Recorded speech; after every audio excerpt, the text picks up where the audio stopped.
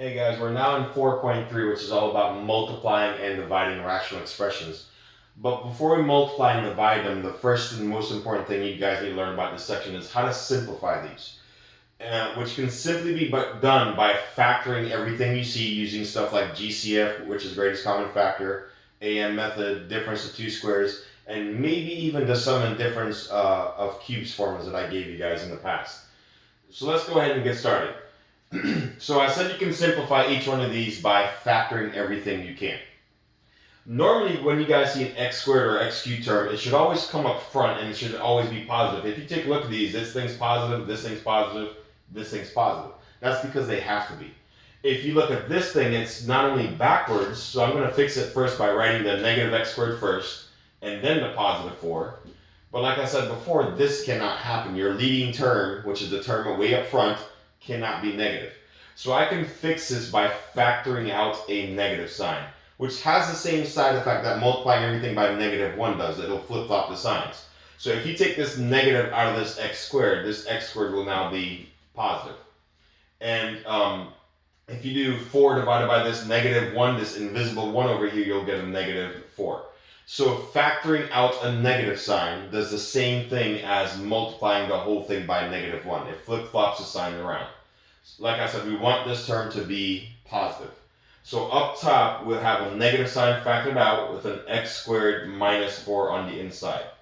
And on the bottom, we still got that x squared plus 3x minus 10. Now let's go ahead and factor everything we have.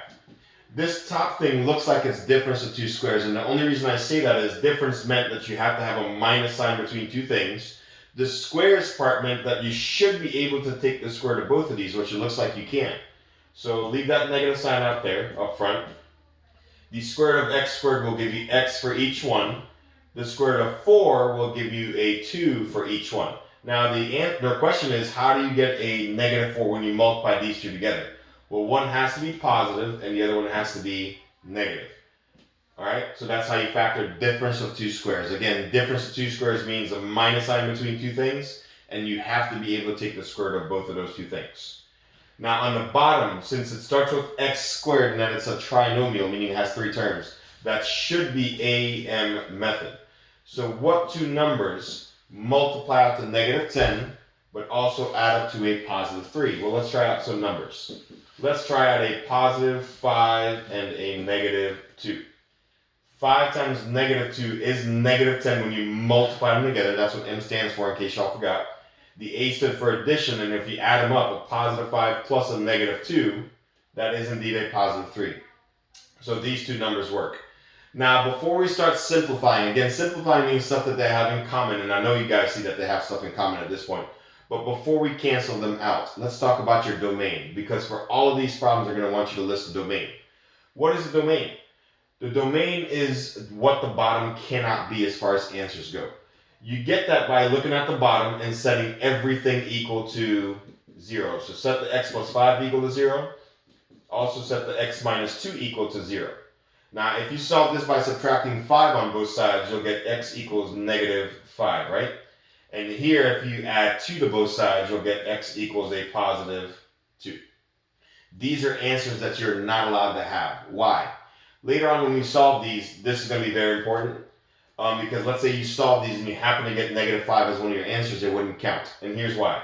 If I plug in -5 on the bottom, -5 plus 5, isn't that 0? And 0 is on the bottom of your fraction. You're not allowed to divide by 0. That's undefined. Same thing here. If I plug in this positive 2 as an answer, well, 2 minus 2, that's 0. Again, you cannot divide by 0.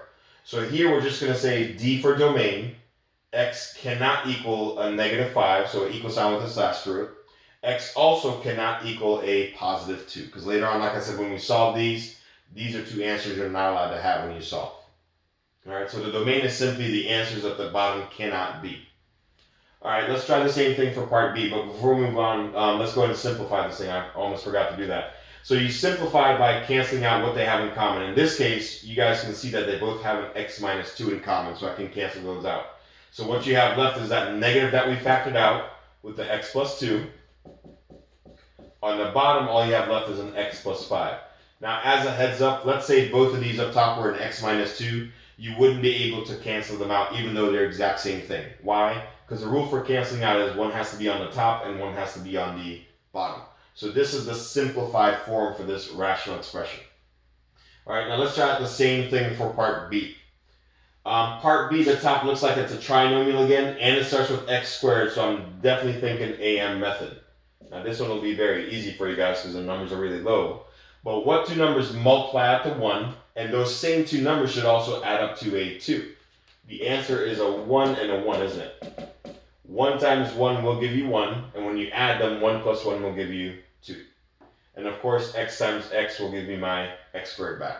Now be careful at the bottom for those of you guys thinking, oh, it's also the same type of method, AM method. The reason it's not because it starts with an x cubed when it should start with x to the second. I do notice, however, that all three of these terms have something in common, which is the letter x. Now, how many x's can you factor out? Well, let's take a look at that. It looks like the most amount of x's I can take out of each one is only 1, because the last one only has 1 to offer. This is, by the way, what you call greatest common factor, because you're literally factoring out the greatest thing that they have in common. Okay? So if you take out 1x out of the first term, if you take 1x out of 3 x's, that means you'll be left with 2. If the second term, if you take 1x out of that, you'll not only be left with a negative 2, because we didn't touch the numbers at all. If you take 1x out of those 2 x's, you'll be left with 1. And for the last term, if you take 1x out of the last term, that 1x will be gone, but that negative 3 will still be there. Now, this is what you call AM method because of the fact that it's a trinomial, and it starts with x squared. So let's go ahead and factor out that bottom part. Alright, so here we go. So I need two numbers that multiply to negative 3, and the same two numbers you pick also should add up to a negative 2. So let's try out a negative 3 and a positive 1. Let's see if that works. Negative 3 times 1 is negative 3, and negative 3 plus 1 is indeed negative 2, so that works. Now, before you cancel stuff out, go ahead and list your domain. Your domain, again, is the answers that we cannot have on the bottom. And you get that by setting everything on the bottom equal to 0 and solving it. Okay? So here, this is already solved for you. Isn't that nice? Here you can solve it by adding 3 to both sides, so you would get x equals 3. Here you can solve that by subtracting 1 on both sides, so you get x equals a negative 1. Keep in mind your domain is numbers that you're not allowed to have in your answer. So here I'm going to write your domain, x cannot be a 0, x cannot be a positive 3, x can also not be a negative 1. So again, later on when we solve these, in case you get one of those answers, it wouldn't count. So let's go ahead and simplify it now by canceling out what they have in common. Now, this is what I was talking about before. Notice that both of these are an x plus 1. Yes, they're identical, but the way canceling works is one has to be on top and one has to be on the bottom. So what you're left with is your final answer. So you got an x plus 1 left on top. On the bottom, you have that x and the x minus 3. So this is very, very important for the rest of this chapter, because when we start multiplying, dividing, even adding and subtracting later on in chapter 4, you have to know how to factor first. All right? That's it for this example, guys. I know we didn't do example 1. That's because it's not part of your exam. In example 3, we will start finally multiplying these together. All right? See you in the next one.